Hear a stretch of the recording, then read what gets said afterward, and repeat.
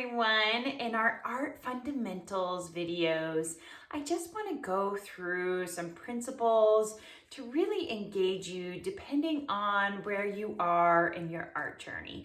So today we will be talking about some portrait basics and how to warm up to start your portrait drawings. I find there's several things that you can do. You can do some contour drawing, you can do some blind drawing, you can focus in on shapes, but working just with a pencil, Stabilo, charcoal in your sketchbook is all you need. If you prefer to paint, maybe start with some watercolors or gouache or something that will dry quickly in your journal. So let's get started. In portraiture, we focus so much on what people see, and we forget sometimes to think about what they feel. What emotion do they get when they look at that portrait? So if you're painting from or drawing from a photograph of someone you don't know, how do you get their personality to come out? And I like to keep a practice journal here, and I'll go through it to just study people in different ways. I sometimes do color studies here to the left, but I'm really just using some basic tools, just my pencil, Stabilo, charcoal, and every once in a while I'll bring in some soft pastels or color to the side, but you don't need much. But I'm starting to really play with their personality, changing their clothing. I might be working from a photograph, but I'm going to change it and manipulate it in a way that becomes my own. I might make it a little bit more expressionistic or more dramatic with the eyes. And then I'll have these studies on the side as well of maybe where they're from, or like this, a really expressionistic face. And just bringing in these colors and this line and just playing so that it really doesn't represent the photograph. So, take some time in your journal and really practice different portraits and really have the personalities come through. This was much more of a romantic feel. So it led me, her flowers in her hair led me to doing flowers to the side of her, but I have, really romantic colors. So color has a big play in the personality and the feel of the portrait. So you can also look at our color theory video that goes a little bit more into color. I'll have other things in here, more flowers. And then, like this, I really accentuated her headdress. This one's just purely black and white. Here I did more of a painterly feel, and I wanted to really experiment with some gold leaf.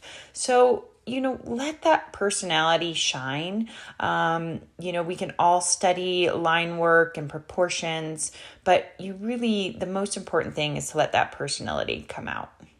Like every form of art, there's so many tools you can use. And these here are just my favorite drawing tools that are really easy to access when you're on the go. So I have my journal here. I have just a variety of pencils, but this just fits into my purse. So I love it. It's so easy to travel with and go. But this Delusion journal, and then I have here some charcoal, willow charcoal, variety of charcoal sizes, my Conte crayons here in white, burnt sienna, black, and dark brown. And then I have my kneaded eraser here, which, is a great tool. And then this is a great tool to measure out the proportions of the face. You don't need this. You could have a ruler or just your pencil, but it is really handy in measuring the width of the face and the length and then all the features. And then I'll just put these in either an artist roller, my bag. I have my white gel pen, my micron pens in a variety of sizes, which are really handy. And then I have a variety of pencils, a mechanical pencil, and then here my Stabilo in burnt sienna, black and white, or a white charcoal. And those are things that I pull out all the time when I am working on portraiture. Let's start by talking about basic proportions and measurement.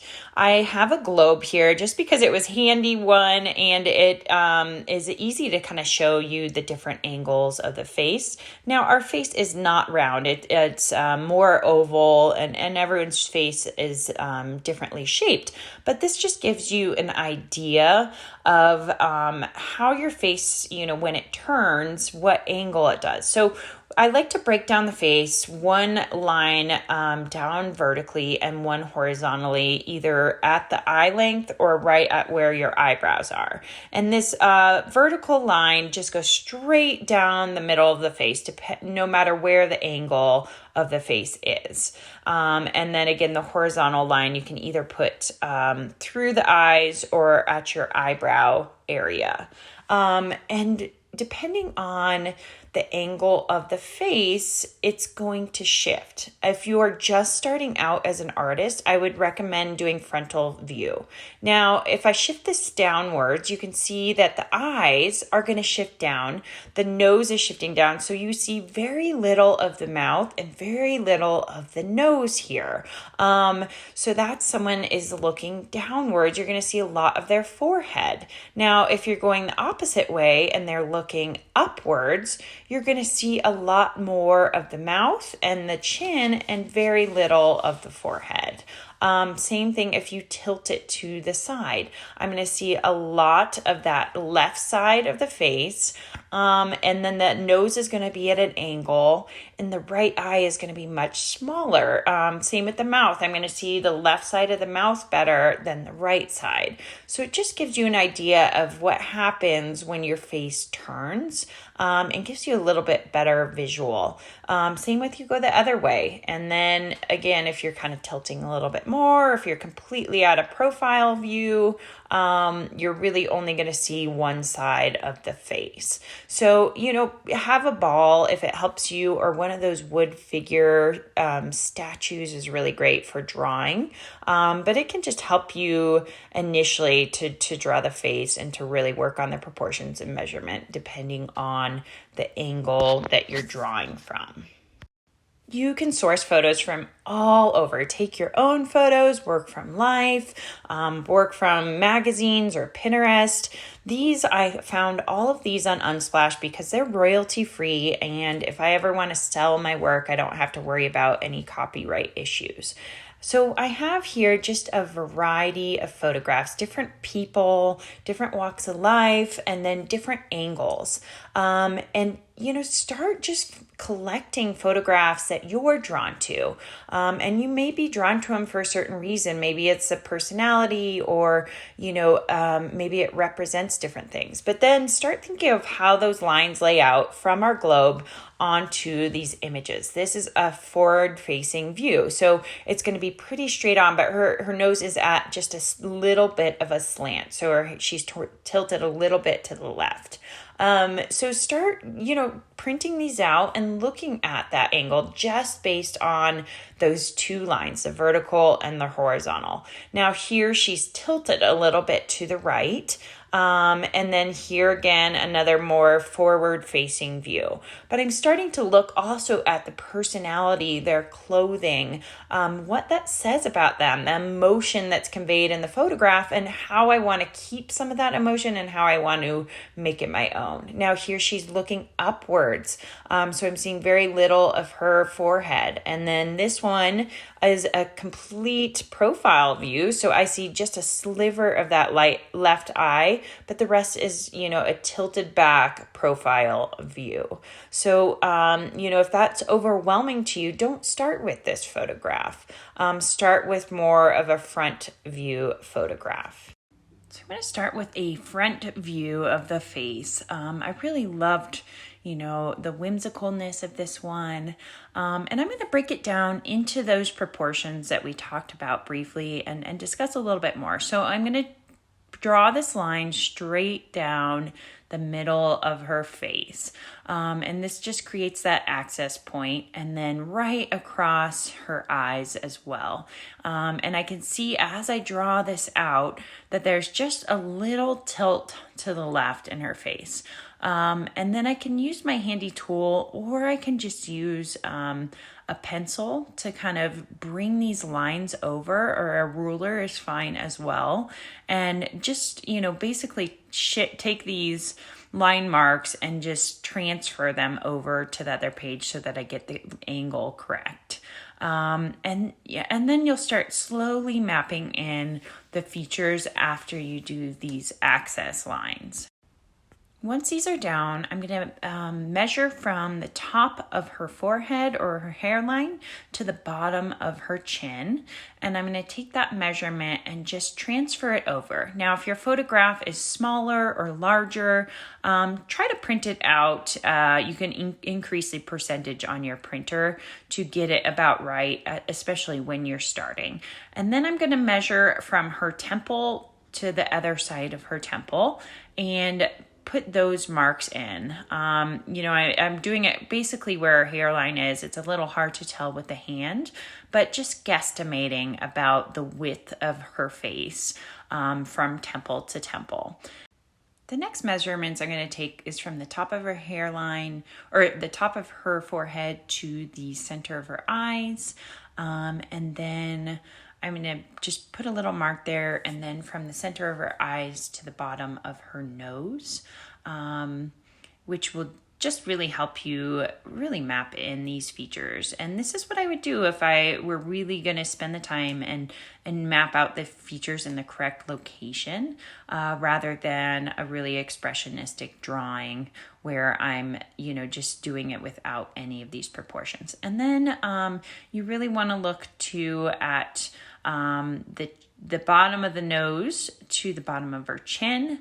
And you can also map in the bottom of her nose to the center of her mouth, so the crease of your mouth, and just kind of put a small mark there as well. And then make sure that your chin is in the correct spot as well. And these can be erased, or you just kind of draw right over them. So my next step after I map everything out is to go horizontally. So I want the width of her eyes, the width of her nose, the width between her eyes is generally an eye length, and then the width to the temple.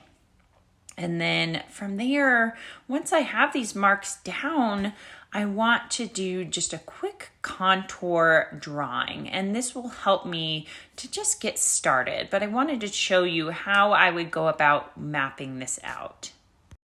So I have my proportions down, and I love to start with contour drawings because you have a lot of fluidity, and you can move the features around. So I'm doing a light pencil, and I'm not lifting it at all, and I'm just continuously making line marks where these features are. So I'll speed this up as I just keep going over and over and just start looking at the photograph and the shapes.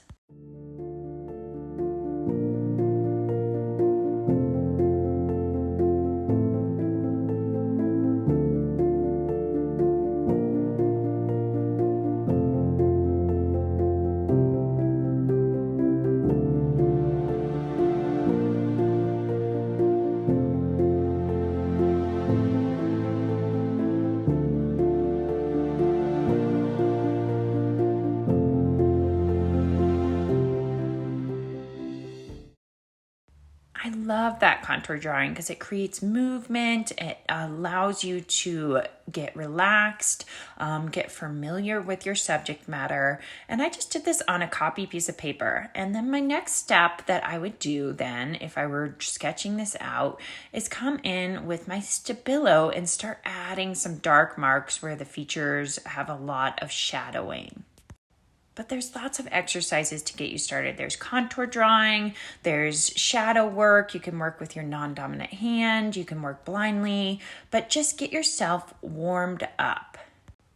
If I were going to start this portrait, I'm going to do this in my journal, and I'm going to do a mixture of building up the values with charcoal, where the main features are, and then do my contour sketch over it, and then go over that with my Stabilo and just a little bit of water. So I'm not going to be putting all the proportions in. I'm just going to kind of eyeball them for this because this is still just a practice in my journal. But if you want to, you can put the proportions in just like we did in the last exercise. But I'm building kind of where our eye sockets are by using my charcoal, which is just a willow charcoal, and putting the marks in and then rubbing it just with my finger, just blending it to just show, where the eye sockets are, the bottom of the nose, the center of the lips, just by eyeballing it from the photo. And then, the dark area of her eyebrows, I know that they go at this kind of angle here. So I'm practicing this way, and then I'll come over it with my pencil and start really defining some of those features. But everywhere I put those marks is where I'm essentially putting my charcoal. Now that they're in, I'm going to just come in with this pencil and do my contour sketch. So over and over, creating this really beautiful movement in her face, which to me can really give it a lot of personality from the get-go. When you have line marks, it brings movement, it brings life to your portrait, rather than just drawing a straight line of where the eye goes. If you do lines over and over each other, it creates this beautiful flow to your face and to your portrait. And starting to kind of sketch in, starting to define where some of these features are. And the whole time I am looking at this photograph. I'm really following the lines of her features, and I'm just really taking the time to just study her face. And I'm not worried about at this time if it really looks like her. I just want to practice. I think when we start portraiture, a lot of times people want it to look exact, and then they're frustrated when it's not. And rather think of it more as just a study, like you're studying someone's face, you're practicing, which is something that's so, so important in portrait work. And going back to what we talked about, I want her personality to come through. And to me, this photograph really embodies whimsical and kind of enchanting. So I want that to come through in my line work, and the way that I represent her onto this piece is just this very whimsical side. So think about that. Think about a few words that really represent the person's personality.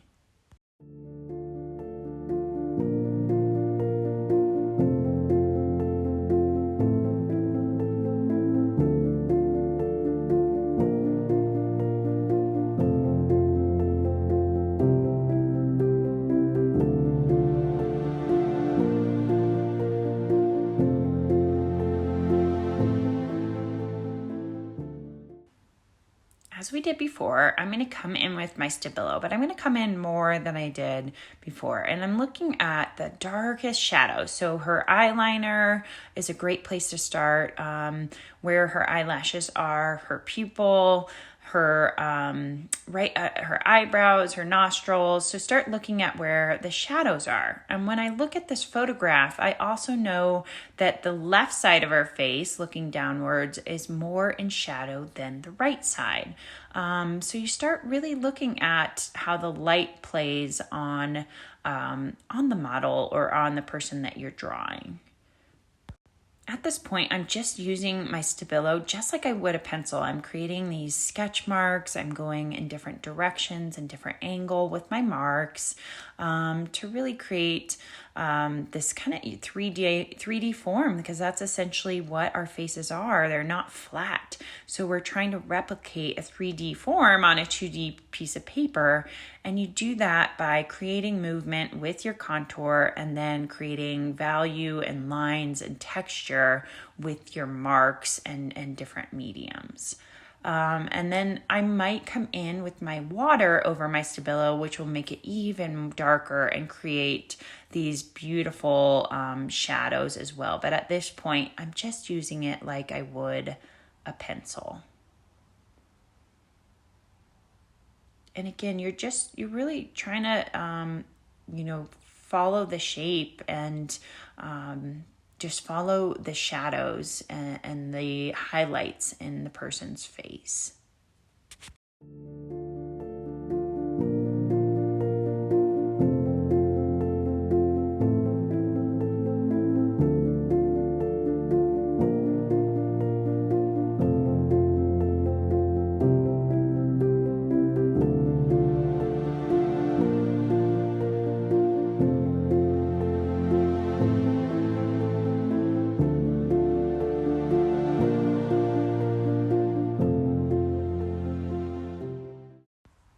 Now that I have my Stabilo down, I want to come over it with some water. The beauty of Stabilo is you can move it around really easily.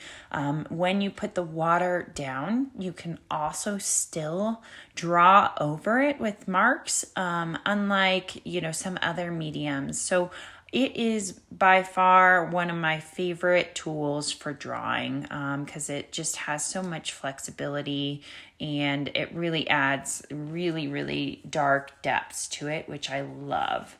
But I'm just coming over with a little bit of water, especially in these dark areas, and highlighting them.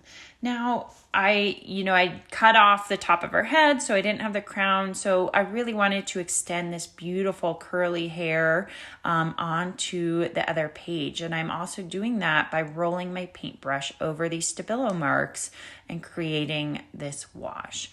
But portrait work, please just practice, practice, practice. I could keep studying this person and draw her over and over again in different ways, or just work from different faces and different photographs, and allow yourself to play, and don't worry so much about the final result at this point.